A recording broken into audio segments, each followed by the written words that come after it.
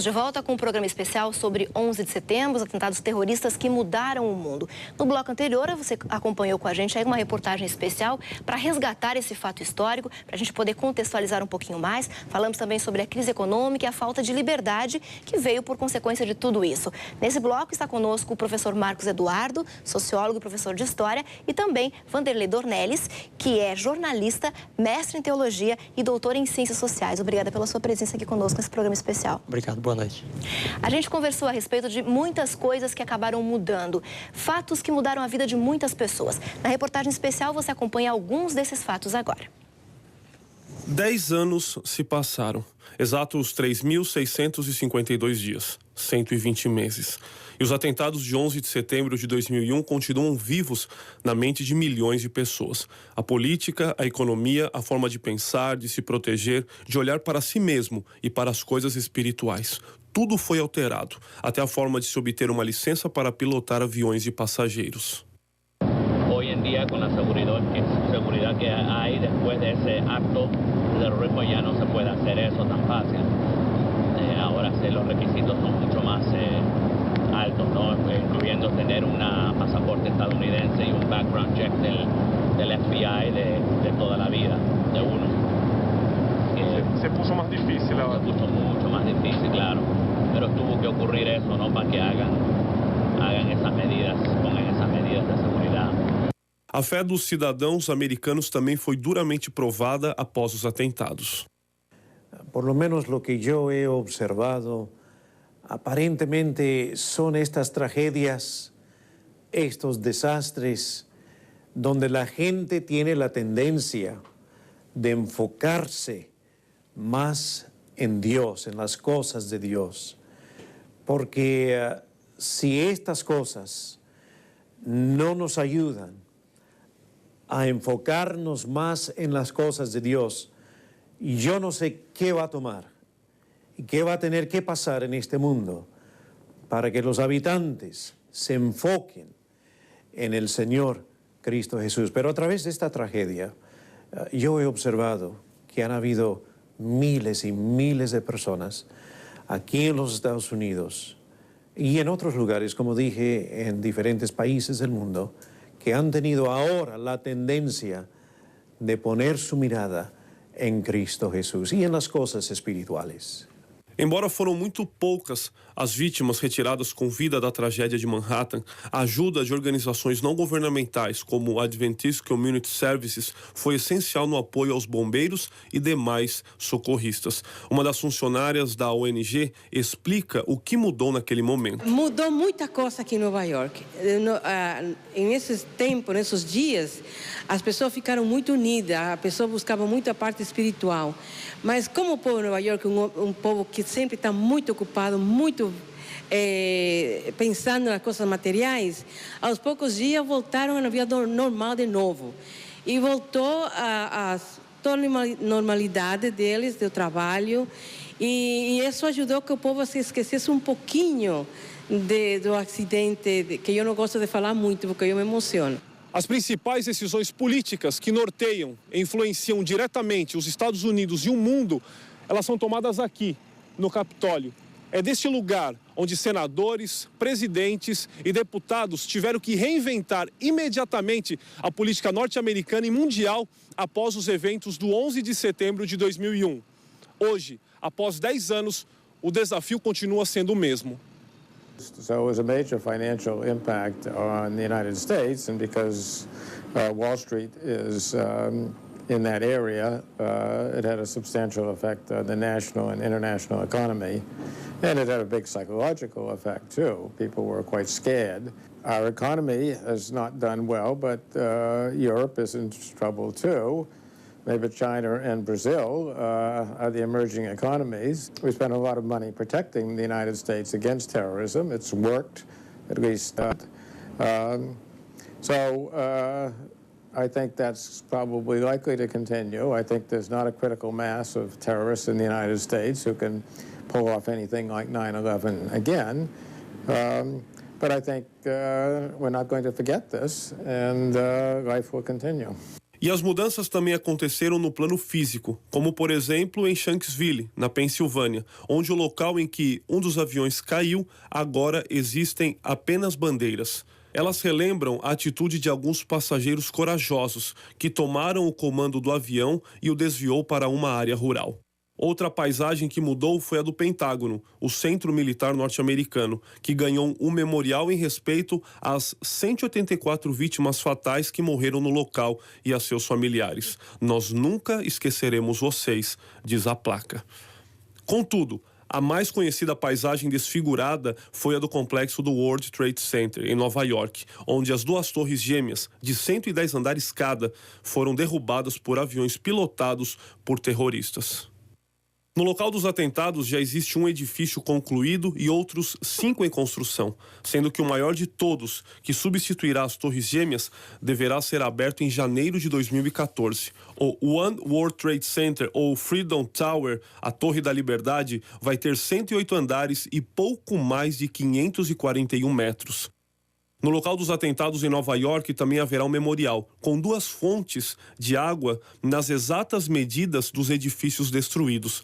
Observe a imagem feita em 3D, com todas as construções já terminadas.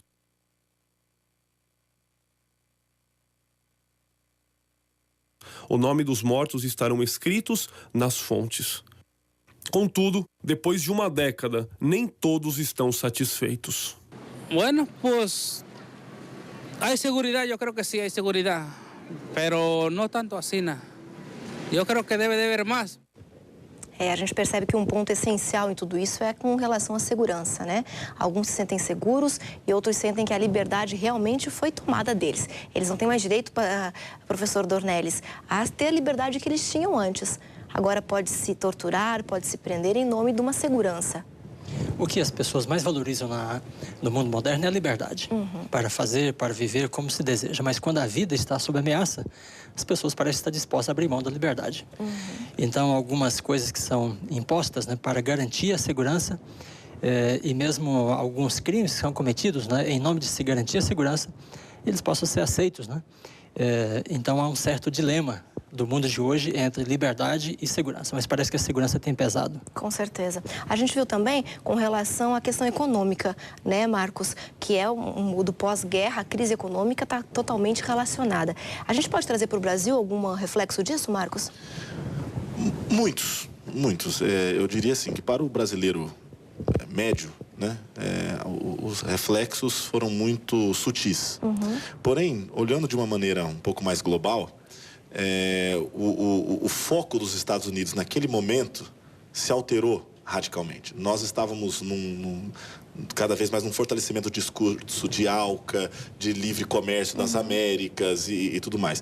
Com a ideia de guerra ao terror, esses projetos vão ficar em stand-by. Eles vão ficar deixaram de lado. Por enquanto. E praticamente morreram.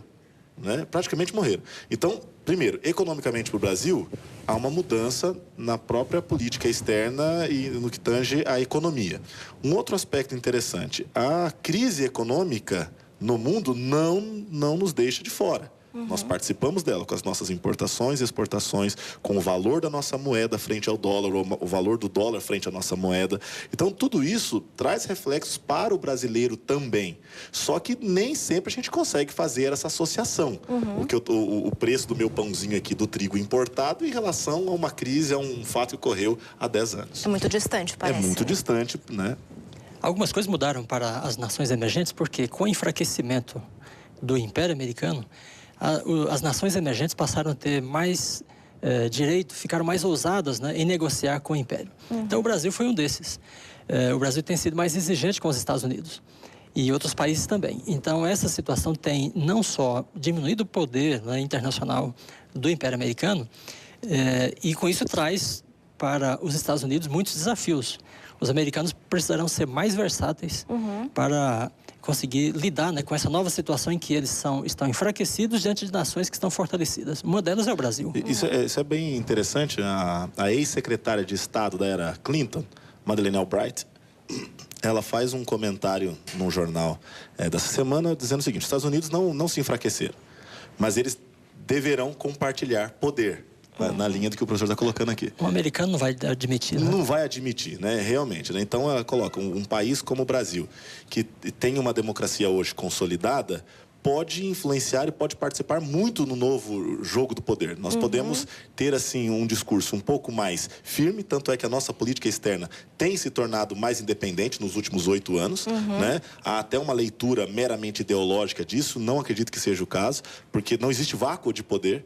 Na medida em que o império se retrai em algum momento, ou pelo menos na atenção de algum ponto, alguém ocupa o discurso e ocupa a dianteira. E, nesse caso, os países emergentes e o Brasil aparecem com alguma vantagem nesse aspecto. A gente poderia falar que está relacionado à nova ordem mundial? Que se comentou muito lá o que aconteceu com isso? Sim, com certeza, né? Eu não sei se o professor gostaria de comentar. É uma espécie de reconfiguração da nova ordem, né? O que os Estados Unidos pretendiam, desde que eles conceberam essa ideia, né, da nova ordem, é que eles estivessem na liderança absoluta de todas as demais nações. Mas chega um momento em que eles se enfraquecem politicamente, economicamente, militarmente, e então precisam dar espaço para outras nações exercer um pouco de poder nesse cenário. Então, a nova ordem passa por uma reconfiguração, mas ainda sob liderança dos Estados Unidos. Principalmente no que tange ao hard power, né? O poder da violência, né? O soft power, vamos colocar dessa forma, o discurso, ele tem que abrir mão. Não dá para fazer sozinho, até porque, com a invasão unilateral do Iraque, se enfraqueceu a nação americana como portadora de democracia e liberdade. Esse discurso ficou enfraquecido. Soft power perdeu espaço nos Estados Unidos, nas relações com o mundo. Sim. Mas ainda o hard power é forte. É absurdo. O que os Estados Unidos gastam com defesa, se você juntar as principais potências do mundo, não chega aos pés, né? Então, nesse aspecto, há sim uma perda de poder, mas não é algo para nós comemorarmos e dizer, não. Né? A perda de poder da violência se dá pelo endividamento. Hoje, os Estados Unidos não conseguiriam manter uma guerra sozinhos como eles fizeram. E por não conseguir manter, ele permite que outras pessoas façam a guerra. Então, na Líbia, por exemplo, os Estados Unidos recuaram e permitiram que a OTAN estivesse lá. Exatamente. Em todas as guerras, grandes guerras, desde que os Estados Unidos se tornaram uma grande potência, eles estiveram envolvidos. Agora eles estiveram ausentes. Então, a América precisa economizar um pouco agora, não só financeiramente, mas economizar prestígio, né? Para talvez voltar um pouco mais tarde. E enquanto isso, ela vai compartilhando, né? Mesmo um pouco do hard power, né? Com as outras nações. Na verdade, pelo que vocês falam aí, a gente percebe uma ligação em tudo que está acontecendo. Então, de uma certa forma, está tudo interligado, professor Dornelles. Bom, o mundo é muito complexo, né? E a complexidade está exatamente no fato de que as coisas estão interligadas. O poder econômico, o poder militar. A gente vê Discurso agora nesse contexto, na religião, as ideologias todas de alguma forma estão conectadas, né, nesse plano global que a gente tem assistido. Acreditar que seriam fatos isolados é inocência. Certamente, né? Desde que o mundo é uma aldeia global, eu diria, ingenuidade. Tudo está entrelaçado, né? Uma pessoa perde o cargo e as bolsas caem. Um chefe de Estado arruma uma namorada e as bolsas caem. Então, há uma ligação muito profunda e íntima, assim, das diversas áreas, diversos aspectos da vida, né?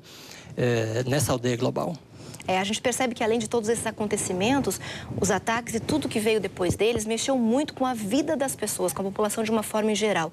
E a gente acompanha de que forma isso modificou a vida das pessoas nessa reportagem especial de agora. 4 aviões comerciais sendo destruídos praticamente no mesmo instante. 2 prédios demolidos. Pânico no mundo. Não é uma cena de guerra mundial. É o 11 de setembro de 2001.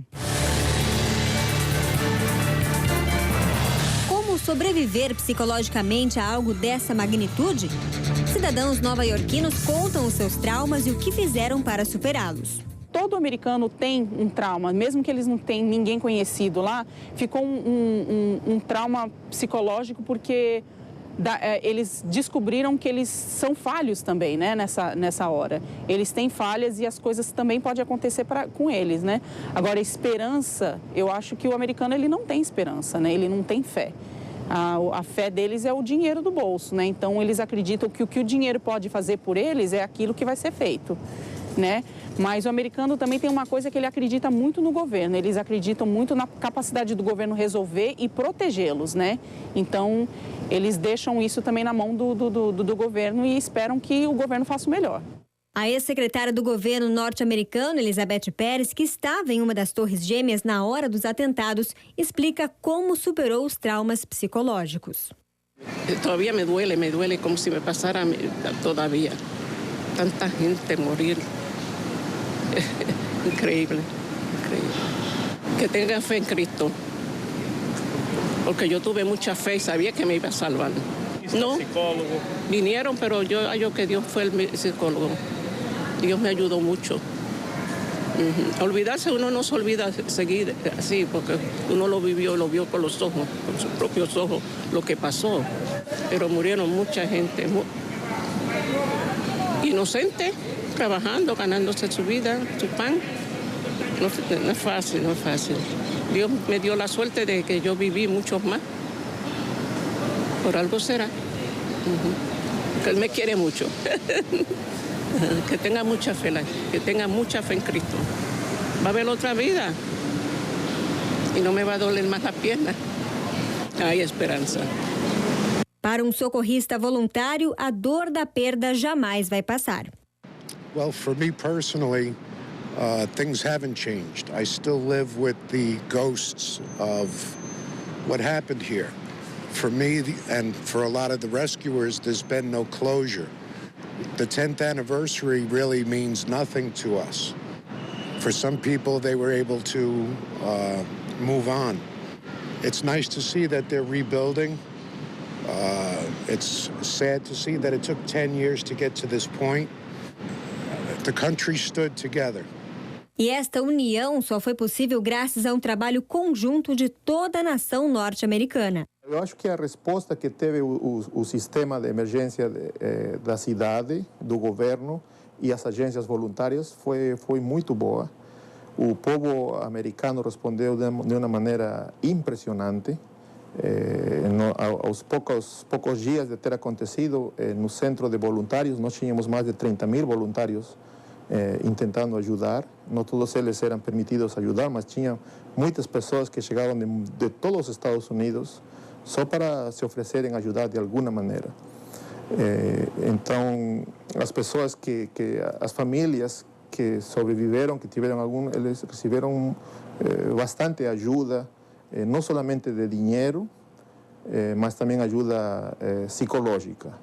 A noção de ajuda imediata frente à crise motivou pessoas que, sem noção do perigo, se entregaram totalmente ao auxílio humanitário, como é o caso do Guerreiro, agora policial e socorrista de Nova York, que na época trabalhava com marketing. Trabajé 3 días directo en el área, dormí en el área, o sea, muy poco fue lo que dormí en 3 días, pero fueron horas. Hubo una unidad que se formó en ese momento inmediatamente. Las personas que tenían experiencia militar, experiencia de construcción, experiencia de primeros auxilios, la catalogaban. Decían, tú vas aquí, tú vas acá y tú vas allí. Entonces, ese grupo completo nos pusieron en un autobús de la ciudad. Eso fue como si fuera de película, algo rápido, sin planear. Guerreiro viveu e venceu traumas decorrentes da catástrofe. Pero el olor que se sentía era un olor demasiado fuerte. Era un olor químico, como de goma quemada, papel o alambre. Pero en medio de ese humo y de ese olor había un olor que era muy difícil de definir, pero que era algo que yo nunca había olido en mi vida. Entonces, más luego, entrevistando a otras personas judías, dijeron que ese olor era exactamente el mismo olor que ellos experimentaron en Alemania, cuando muchos de los judíos fueron exterminados por el régimen político de aquel entonces. Creo que todos nosotros experimentamos trauma psicológico. El detalle es hasta qué grado lo experimentamos. Para mí, la defensa grande es que desde pequeño siempre he sido cristiano. Y aunque el choque fue grande, no podía entender por qué estaba pasando, aunque ya la Bíblia nos havia advertido que iam passar coisas como esta. A mesma certeza e fé foi que motivou Márcia a seguir confiante que Deus sempre provê força e usa de tudo para salvar pessoas para a eternidade. Depois do Setembro 11, eu conquistei, assim, tipo uma cumplicidade com Nova York, entendeu? Assim, Deus me mandou para cá, não é só para mim. Eu não sou imigrante nos Estados Unidos. Eu vim para cá para dar um testemunho inclusive para o Brasil. Depois de tudo isso que aconteceu comigo no Setembro 11, muitos dos meus amigos aceitaram Jesus, entendeu? Porque eu continuo, assim, falando... assim, que Deus plantou algumas pessoas aqui nesse país, não é para essa pessoa... a respeito de imigrante, a respeito de dinheiro, de American Dreams, é a respeito de que essa nação vai precisar. Entendeu? É tanta coisa, a gente acabou de vir de um furacão, que é uma coisa que não acontece em Nova York, não é uma coisa típica de Nova York, o furacão, entendeu? Um terremoto, entendeu? Assim, uma coisa atrás da outra, e as pessoas, a gente tem que sair mais e falar mais de Jesus, e falar mais de Deus, porque as coisas estão cada vez mais difíceis, cada vez muito difíceis.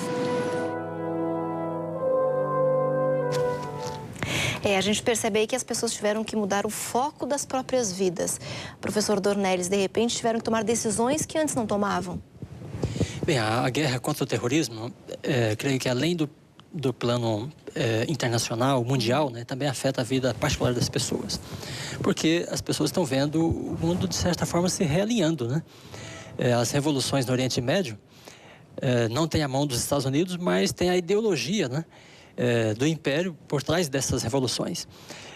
Então, no próprio contexto, né, no próprio ambiente de onde surgiu esse terrorismo islâmico, as pessoas estão buscando a liberdade, tentando se livrar das ditaduras. Por algum motivo, pela sobrevivência, para terem comida, para compartilhar das riquezas de suas terras, né? Mas o fato é que elas estão buscando liberdade. Então, há um agrupamento, né, de nações em torno dessa causa, e esse agrupamento é da maior significação, do maior sentido para nós. No primeiro discurso do presidente George Bush, em 2001, na noite de 11 de setembro, ele disse assim: nós, os americanos e todas as nações livres, estaremos unidos na guerra para combater o terrorismo. E parece que isso está acontecendo. Há um alinhamento em benefício, né, da liberdade e do modelo de vida que a modernidade trouxe através do Ocidente. O discurso dele, né, foi chamado de maniqueísta, né? Agora, quem não está conosco está identificado como nosso inimigo, né? Eu acho que em todos os momentos culminantes da história, o ser humano ele é levado a tomar posições. Quando ele se depara com algo que abala o chão, abala a estrutura, ele vê algo que é inimaginável, indizível, aquilo faz ele repensar na relação dele para com o mundo na qual ele está inserido. E a partir desse momento, dessa reflexão, que para alguns podem durar dias, pode ser feita de maneira traumática, para outros é no seu silêncio, para outros é imediato, ele começa a fazer uma leitura diferenciada do mundo e da sua relação para com o mundo. Quando as pessoas viram as torres caindo, aquilo era símbolo de poder, de glória, né, de estabilidade. Então, há uma reavaliação das prioridades, dos valores, né? E a gente tem que tomar uma posição diante disso também. Nós não podemos confiar nesse mundo, né, nas coisas materiais como sendo nossa segurança. Nós temos uma outra segurança. E eu gostaria de colocar também o seguinte, que no plano global, né, é a primeira vez na história em que as grandes potências estão unidas contra o inimigo comum. Que não é um Estado, como já foi dito aqui, mas uma ideologia religiosa, que é o que alimenta, né, o terrorismo. Então, no final das contas, o inimigo das potências globais hoje é uma ideologia religiosa que impulsiona, né, e que alimenta o terrorismo. Eu posso até fazer uma parte aqui, Dornelles. Eu não acredito que o inimigo seja uma ideologia religiosa. Ele é apresentado desta forma. Eu continuo achando que existe um conflito e ele, materialmente falando, é uma questão de sobrevivência. Daqueles que eu disse que estão à parte do império. Sim. Porém, o discurso das nações livres, ou pelo menos que se apresentam como nações livres, é um discurso religioso contra ideias que se reveste de conteúdo religioso. Por quê? Porque o Islã não é inimigo do cristianismo. Eu não acredito dessa forma. Isso precisa ficar bem claro. Exatamente. Né? O Islã Quando você fala de religião, está falando de fundamentalismo. De fundamentalismo. É um tipo particular de religião, uma forma, né, uma atitude religiosa. Agora, as pessoas não dão a vida assim por qualquer coisa, né? Não. Dar a vida por comida não é uma coisa tão fácil. As pessoas dão a vida mais comumente por convicções profundas, né, religiosas, convicções fundamentalistas acerca de sua própria fé. E quando eles veem, né, essa fé sendo ameaçada, agora pela expansão, né, desse modelo de vida ocidental, como no caso do Oriente Médio, então elas acreditam e começam a lutar para defender esses valores. O ser humano é o único que é capaz de entregar sua própria vida em função de coisas que são imateriais. São imateriais. Os animais vivem pela sobrevivência, o ser humano nem sempre vive pela sobrevivência física. Quando o senhor fala que agora o inimigo comum é uma ideologia religiosa, que o Marcos discorda um pouquinho dessa forma como foi colocada, daqui a pouco vai haver uma guerra, então, em função dessa questão religiosa. Um pouco diferente do que está acontecendo agora. Eu acho que está havendo já uma guerra. Mas mais declaradamente? É uma atitude religiosa, uma atitude que se embasa numa fé ou numa religião, uma atitude contrária ao mundo moderno, contrária ao modelo de vida desse mundo moderno. Então, é nesse sentido que a gente diz que é religioso. E religioso porque tem sido, vamos dizer, tem sido colocado embaixo dessa bandeira do fundamentalismo, né? Ou seja, religiões ou grupos, seitas que supervalorizam seus textos, né? Os interpretam de forma literal e que estão convictas de que esse mundo, por mais encantador que ele seja, por mais desenvolvido que ele possa parecer, ele não é o reino de Deus. E que ele pode até ser uma contrafação desse reino. E elas estão dispostas a lutar para manter essa fé. Quando você fala que está havendo, mas é mascarado ainda. Ainda não é totalmente declarado. Você percebe nos discursos dos líderes as expressões, né, como cruzada, cristãos, o Ocidente. Então, o discurso vai revelando aquilo que está envolvido na ação. E eu vejo fundamentalismo de ambos os lados. Eu vejo fundamentalismo no lado chamado islâmico e eu vejo fundamentalismo no lado cristão. E ambos com interpretações e reinterpretações, às vezes literais ou até simbólicas também, por que não, né? Do que deve ser feito com o outro, com o diferente, né? Com o outro, com o diferente. Então, o diferente, ele deixa de merecer a vida. Então, eu passo a ter o direito de exterminá-lo, né? E esse diferente, hoje é o Islã. Amanhã pode ser outra comunidade, outra ideologia. Não se sabe. O extremista. Eu acho que esse termo é até mais interessante ser usado. O extremista. O radical, o extremista, professor Dornelles. Isso. É interessante que a palavra o fundamentalismo empregada para essa vertente islâmica é uma palavra tirada do contexto cristão. E o fundamentalista é uma pessoa que defende, desde o início do século XX, né, certas posições religiosas, contrárias ao mundo moderno. E essas posições estiveram, já nesses 100 anos, né, principalmente voltadas para a questão criação e evolução. Então, os primeiros fundamentalistas nos Estados Unidos eram aqueles que defendiam os fundamentos da fé cristã contra a modernidade, especialmente contra a noção de que a vida tinha vindo a partir de um longo processo evolutivo.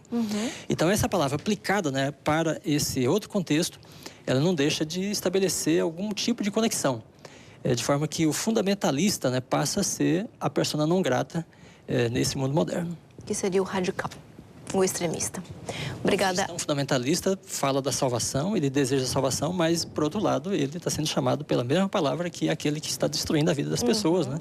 Em nome de uma fé religiosa. Então, na verdade, a gente pode falar que a convicção dele está distorcida, né? Ele acredita em algo, mas que não revela o que de fato é, né? Porque está fazendo a mesma coisa que o extremista que destrói, como o senhor falou.